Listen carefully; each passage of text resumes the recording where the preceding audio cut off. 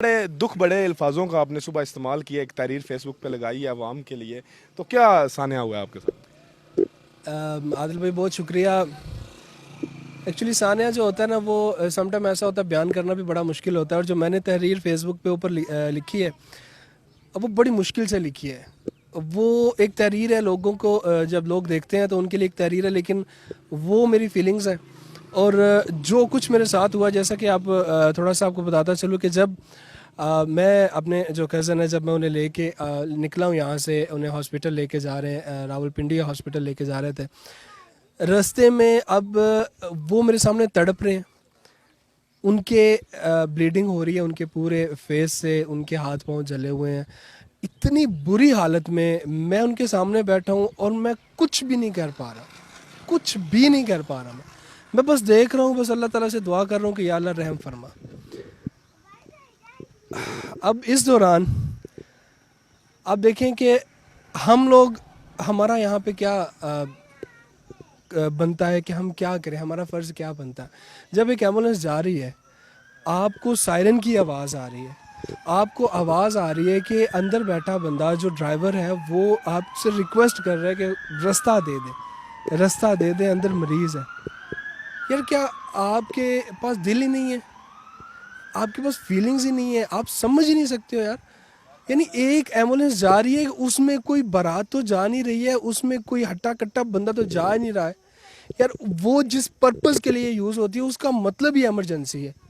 वो जो सायरन बजाती है उसका मकसद ही इमरजेंसी है, जिंदगी और मौत के रास्ते पे होता बिल्कुल।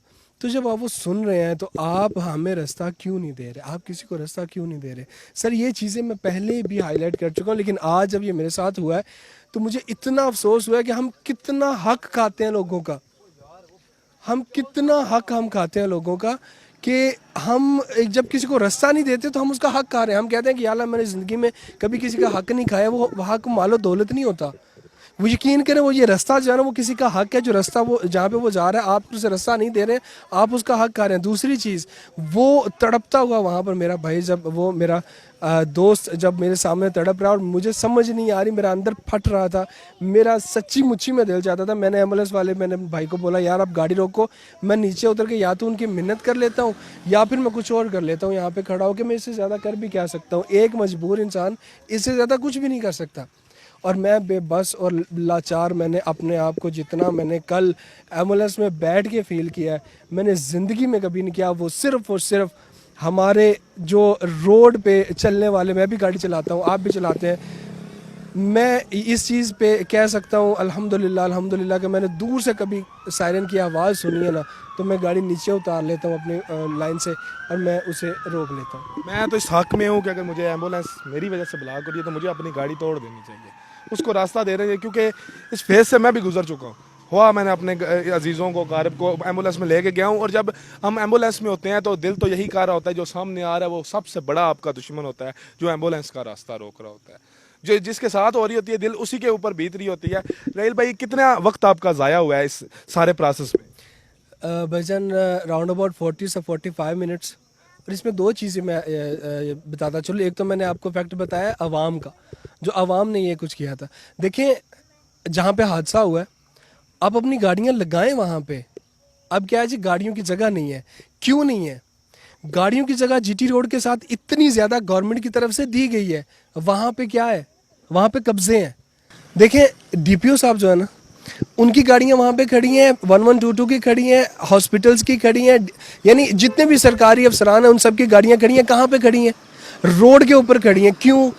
किसकी रोड है सर? किसी के, वो अक्सर हम लोग वो ये अल्फाज सुने, किसी के बाप की रोड नहीं है, तो नहीं है ये किसी के। ये सरकारी जो जितने भी ऑफिसेज हैं, ये जितने भी लोग हैं, ये हम लोगों की खिदमत के लिए हैं, आप लोगों की खिदमत के लिए हैं, ना कि वो इसलिए कि वो वहाँ पर आएँ, वो वहाँ पर खड़े हों और उनका जहाँ जी चाहे वहाँ पे जाके वो रोड बंद करके खड़े हो जाए। सर जितनी गाड़ियाँ वहाँ पे खड़ी थी, उन्होंने एक जो रूट था, एक लाइन थी, वो ब्लॉक की है, दूसरी भी उनकी वजह से ब्लॉक हुई है, उस तरफ भी उनकी गाड़ियाँ खड़ी थी। यार आप रेस्क्यू कर रहे हैं वहाँ पे, जिनको आपने रेस्क्यू करके भेजना है, एम्बुलेंस में डाल के भेजना है, उन्हें रास्ता तो दें। उनके लिए तो गाड़ियों का आप रास्ता खुलवा दें। आपके सारे लोग वहाँ पर मौजूद हैं, लेकिन आप वहाँ पे कोई ऐसा इंतज़ाम नहीं है, कोई ट्रैफिक पुलिस किसके लिए है? वो 200 रुपये 500 रुपये चलान के लिए, और वो चलान भी ना हो तो वो पैसे जेब में डालने के लिए। क्यों इस्माइल भाई, बहुत नफरी थी पुलिस की वहाँ पे। सर? वो थी नफरी, उसी की वजह से ये सारे मामलात में, उस नफरी की वजह से हम कितनी देर उस जगह पे, हम आधा घंटा तकरीबन उस जगह पे फंसे रहे अपने अपने पेशेंट को लेके। तो उस नफरी को हमने क्या करा, हम सर पे मारे। नफरी आई, आप एहतियात से, आप अच्छे तरीके से वहाँ पे जाके उसको सेटल करें।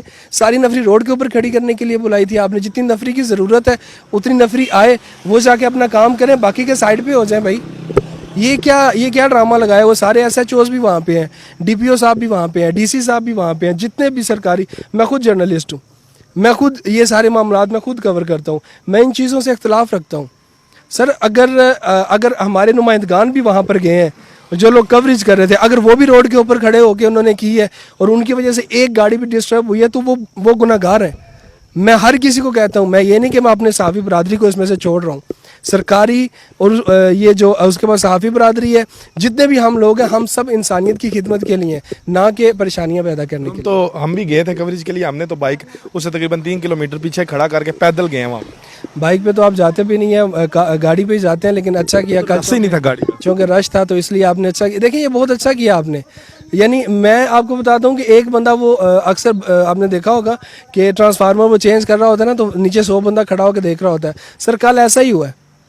कल वहाँ पे जब हम वहाँ से गुजरे, इतने बंदे देखने वाले थे, रोड के इस तरफ, रोड के उस तरफ, रोड के मिडल में। यार आप क्या देखने जा रहे हो? आप एम्बुलेंस गुजरी है, एम्बुलेंस में झांक के हमारी तरफ देख रहे हैं। यार आप क्या देखना चाह रहे हो? आपने क्या देखना है यहाँ पे? वहाँ पे मरीज है, वहाँ पे पेशेंट है, वहाँ पे क्या है आपके लिए? लेकिन अब वो देख रहे हैं, उनकी वजह से हमें गाड़ी निकालने की मुश्किल हो रही है। हम क्या करें? हम किससे हम उन्हें रिक्वेस्ट करें कि भाई रास्ता दे दे, जाने दें भाई, रास्ता दे दे। अब उन्हें देखना है क्या? यानी हमारी नफ्सियात ही हमें समझ नहीं आती हमारे लोगों की, हम चाहते क्या, हम करते क्या। चलें, बहुत शुक्रिया नाजरीन। इस वीडियो को बनाने का मकसद इतना था कि कोई भी एम्बुलेंस का अगर आप सायरन सुनते हैं तो उसमें इमरजेंसी होती है, ज़रूरी होता है, वो इसीलिए सायरन दे रहा होता है। इतनी ऊंची आवाज़ होती है कि अगर आप उससे 20 गाड़ियां आगे होंगे, आपको पता चल जाएगा पीछे एम्बुलेंस है, उसी वक्त से उसके रास्ते का एहतमाम शुरू कर दें और रास्ता दिया करें। किसी की जान बचाना सदका अव्वल है, सबसे बड़ा सदका है, तो जान बचाने की कोशिश किया करें। किसी तरह भी वो वजह ना बने जिसकी वजह से किसी की जान का नुकसान हो जाए। तो हमें याद रखिएगा। अल्लाह हाफ़िज़। निगबान, पाकिस्तान जिंदाबाद।